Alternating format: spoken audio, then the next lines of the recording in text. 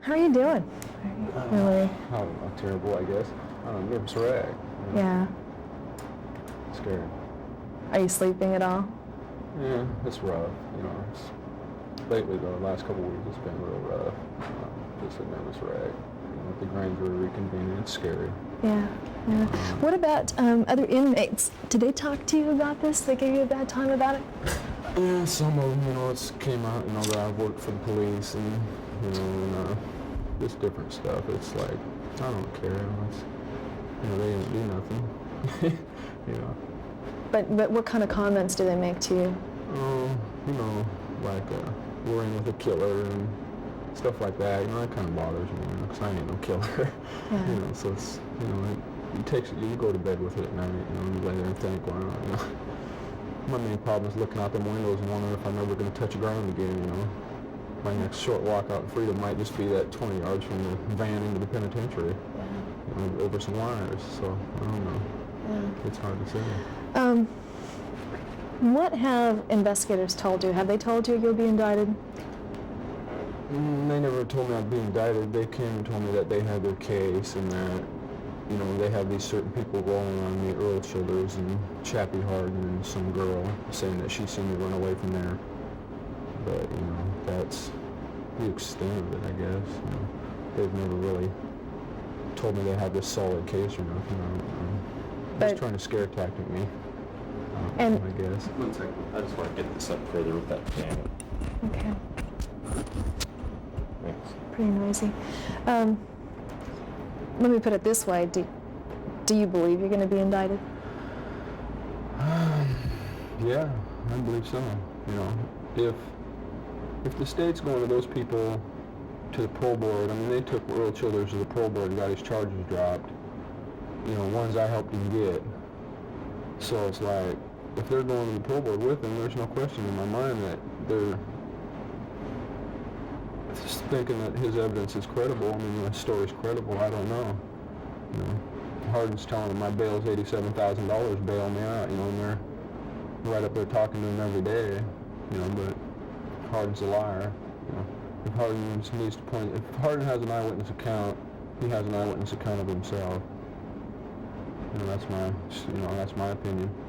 Okay. It's never came out that Earl Childers, his wife, works right across the street, and that his neighbor told him that he was burning up some articles of clothing, and that in mid-February that he was scared to death that the police were after him, telling me, man, I'm being followed everywhere, so. Childers told you that? Mm-hmm. He told me that when the police came and raided his house, that the neighbor came to the police and told him that he was burning up articles of clothes in his backyard. So if Earl's pointing finger, maybe he should check his own backyard and see what's there. Yeah. None of this stuff's ever came out. It's all Frank Gable, and ain't none of them said, like for 9 months, from January, the time of that killing, until September, no one said nothing about Frank Gable, told them anything until my name came out in the paper and on the news. And everybody just kind of jumped the bandwagon, It's like, drop my charges, I got all this good information, But that's the type of people I'm on. Them drug people, they don't care if, they'll sell their own mom out, to get out of jail or, to get their next fix, because they just want out of jail. They don't care. They could care less about me or you or anybody else. And that's why I started working for the police.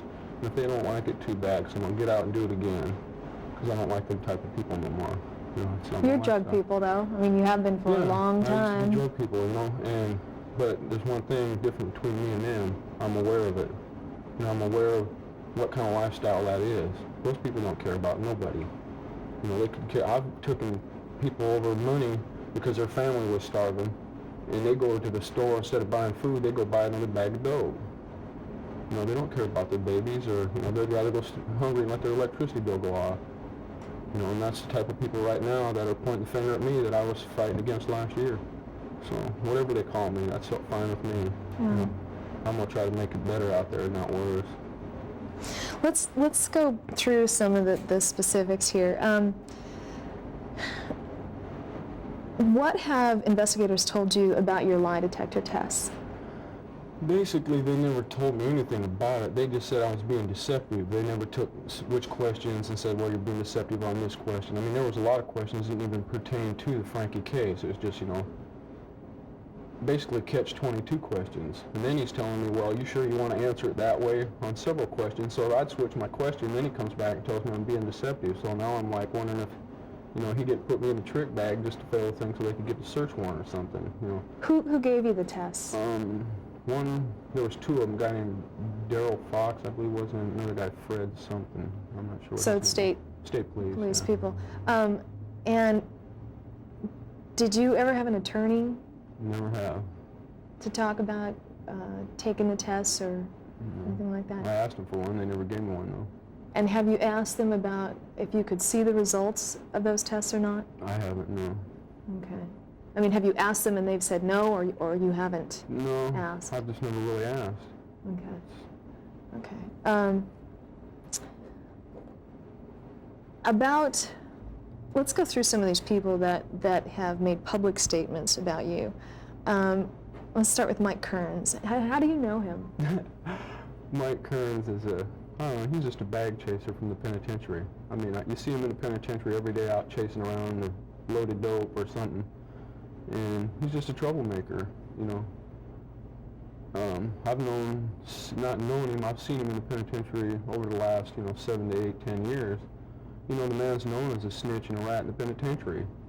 I seen him in the back of a police car the night before they put me in his cell. And I'm supposed to go in his cell and tell him something? Please. Kearns is a publicity seeker. He's wants something to make. He's one of the people that want to make everything easy for himself. That was a comfort move. He was in the Idaho penitentiary where there's a contract out on him. So he gets moved out of there back to Marion County where his family lives. He's got local phone calls. He's got visits. That was a comfort move is all that is. He's the one basically in there was acting like he knew something was going on about the case, not me. He'd bring a paper to me every day. He'd show it to me. Look at this, dude, look at this. I'd just tell him, man, I'm not interested in that. I'm not interested in some man's death. I don't go on. I'm trying to get away from cutting my life from that stuff, not read the papers every day about, murders and dope deals. And Kearns is a publicity seeker. Of course, he says the same thing. He says he's trying to get away from the drug life, and it's time for him to do the right thing. Do the right thing, telling everybody. I could do that. I could get up here and say, yeah, these people did it, or just any old buddy, and they're going to go on a wild goose chase. But then that's lowering my standards and morals, that I've got set, and I'm not going to do that. Did you ever talk to Mike Kearns about the Francke case? Briefly, just very vague questions. He'd ask me a question, I'd answer it just flat, dead, and I don't know. He'd say, well, what do you think happened? I said, I don't know. Corruption sounds, kind of, whatever, you don't really know. Until whoever comes forward that did it or they catch him, then you're really not going to know. So you never discussed with him? I never discussed that case with him at all. I've got 4 or 5 people that will testify that I got, as soon as they put me in his cell, I came straight out within 5 minutes, called my father, and told him, hey, look, they got me in this guy's cell that's brother's suspicion of killing this guy, and that's all he wants to talk about already. I said, I think I'm being, set up because I see him in the back of a police car that night, and then I'm in his cell. So it's like, I told my dad right away, I don't trust this guy. So did you have the sense then that you were being railroaded, as you put it? I don't know. I thought it was real strange that I'd see this guy in the back of a police car and then be put in a cell with him, And then out front, they asked me a couple questions about the thing, about the killing, and I gave them my alibi where I believed I thought I was that night. But you're talking 6 months ago at that time when they first asked me. 6 months ago, where were you 7:30 January, 17th? It's like, unless you were working or, it was your birthday and you were a specific date, you're not going to know. While we're on the subject of alibis, so let's see if we can get this straight. What did you tell state police? I told the state police I believed I didn't leave home until about 8 o'clock, 8:30 that night, and that I went over to Chris O'Rillo's house with him and 2 other girls that were there, his roommates, and stayed there the rest of the evening. Chris and I may have went out, and did a couple transactions with some drugs or something, but I'm not, like I'm saying, that's 6 months ago. I'm not positive. Yeah. I'd love to sit here and tell you, yeah, I was here from this time on, but I can't do that, and I'm not, going to just create some fabricated little lie. So now, as I understand it, in the interview that you did with Casey, you said that you had an alibi. Right, it's the same one I've stuck to.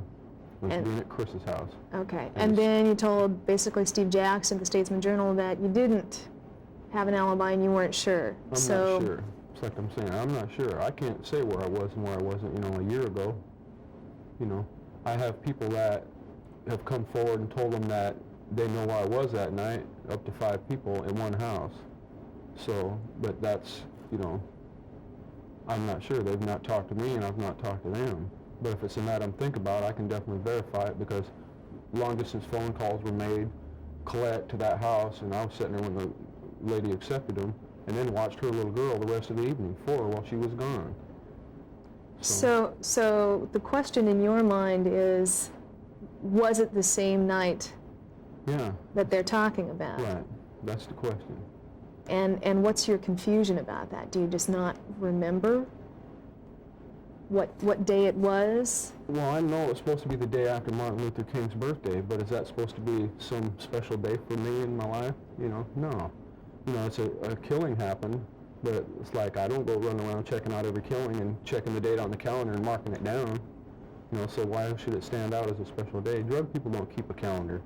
You know, they just run and they party and they, you know, go to rock concerts and tweak out. That's it. You know, they don't care. Like there's days I didn't remember if it was Thursday or, you know, Tuesday. You know, I can't say. So if someone said to you, what can you say about your whereabouts that night? You would say? I'd say it's my assumption or guess. I was at Chris Arulo's. Okay, all right.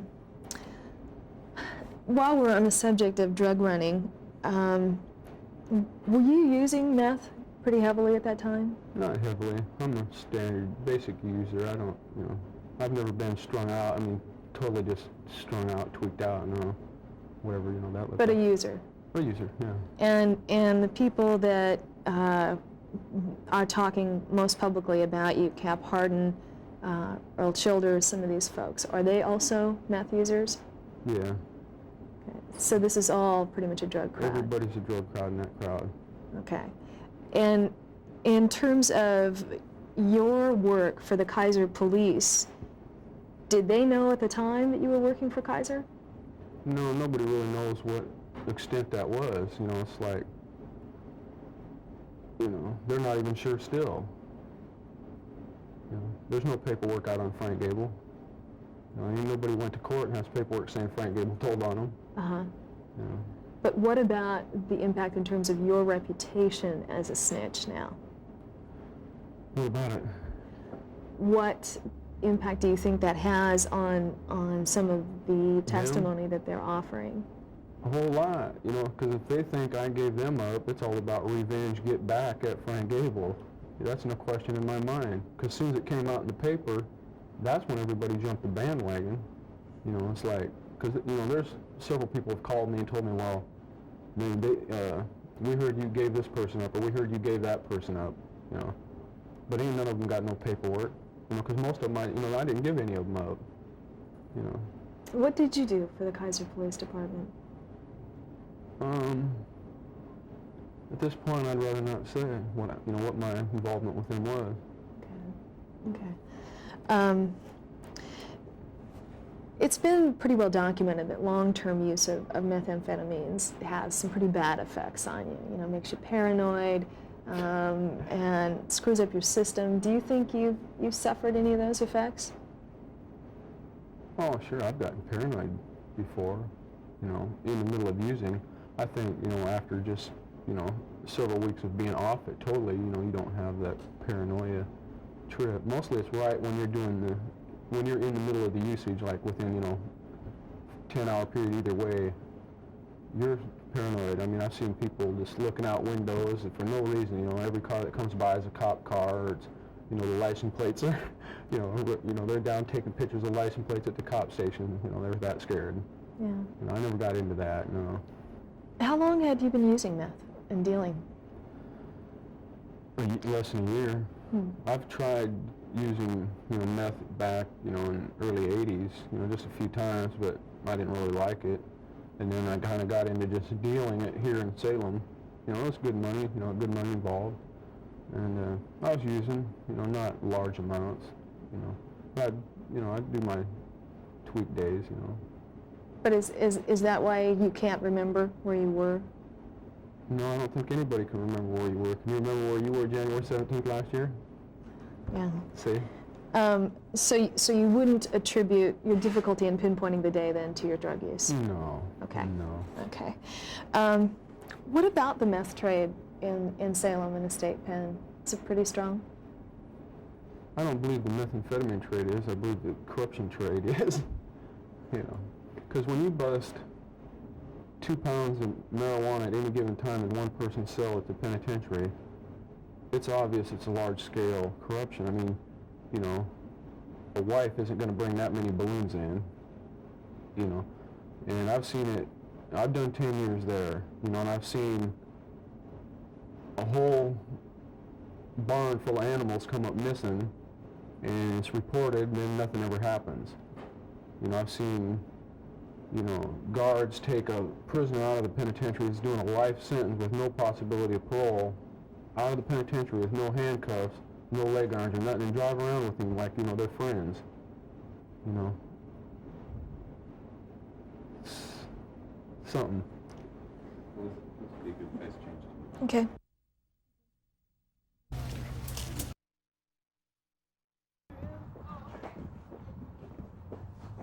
Let's go back over that last part. If you were indicted on charges of aggravated murder and you were offered an opportunity to plea bargain to a lesser charge, would you? No, not at all. Because I know if this case comes to trial, I'd beat it. There's no question in my mind. Because I know that they need a lot of evidence to convict anybody on an aggravated murder charge. You know, they need more than 2 dope fiends sitting up there telling them, yeah, I seen him do it. You know, they need a whole lot more than that. And I know I'm not the killer, so I know they don't have no evidence on me. So we're taking it to trial all the way. Okay. Would a woman named Vicky be of any benefit to you in establishing an alibi? Yeah, sure. Vicky Boyd, Cricket. No, that was the night, see, now that was the night I believed I told my wife where I was. See, because like I came to jail and they're telling me, well, just sit down and relax a little while and think. I came back out of my cell a few hours later, called her and told her I believed I was at Shelley's because I seen Cricket there that night with 2 other girls, Shelley and a fellow named Kevin that I used to work with, and several other people. And that's the night I believed. The phone call was made at around 6:37. Several times he called and I called back, and then she left me with her daughter and went someplace for like an hour and a half to 2 hours, and I stayed at her house watching the baby. Okay. So this is the same house you were talking about before? Correct. Okay. And I know that the police checked my alibi out in May. I gave them an alibi. I told them I believed I was there. They called me in August, late August, told me, well, after an extensive investigation, we've determined that, you know, we're going to eliminate you from the investigation. We want you to take a polygraph. We ask everybody to do that just to complete the whole investigation. And I had nothing to hide. I told them, sure, I'll take a polygraph. And from there, it got on the snowball effect. Yeah. How, I don't know. I believe from my wife. And what do you know of what she told them? She told me on the phone that I had told them that I told her and several other people sitting around the table one night that I know what happened. And that's just by reading the paper and watching the news. I had my opinion of what happened. One person said, well, I heard he was stabbed and whacked up, and, you know, another guy said, well, I know, I heard he was shot and, you know, whacked up, and, you know, and I said, no, that's not what happened. I know what happened, and I gave my story, what my opinion was. And I believe she's given them that statement. And what was your opinion? My opinion was that it was a corruptive hit, and my opinion was that the person from the penitentiary did it, involved with the penitentiary. And was that based on any knowledge? No, just speculation. Okay. Okay. If you had the Francke brothers sitting here, what would you tell them? I would tell them that I hope that the right person is charged in that crime and that he goes down. And that right person is not me. You know, and I feel, you know, I feel real sorry that they've had to go through all that they've had to go through. I mean, them people went through a lot. You know, his family for over a year now. I mean, names out in the paper every day. I mean, you know, Mrs. Francke has to be going through hell. I mean, it's bad for me, but it's like, you know, every other day there's something, well, new link about this or new link about that. You know, and it's just dragging on and on. And it's to the point now, it's like, I think a lot of people are getting frustrated and they need to charge somebody. And like I said, I think that somebody, you know, may be me if they're trying to just, you know, make it look like there's a charge, even if I don't go down on it, because a charge isn't a conviction. You know, that'll quiet the, you know, public down a little bit. Okay. Is there anything else you really want to talk about? No, I Anderson? just want to get out of here. Okay.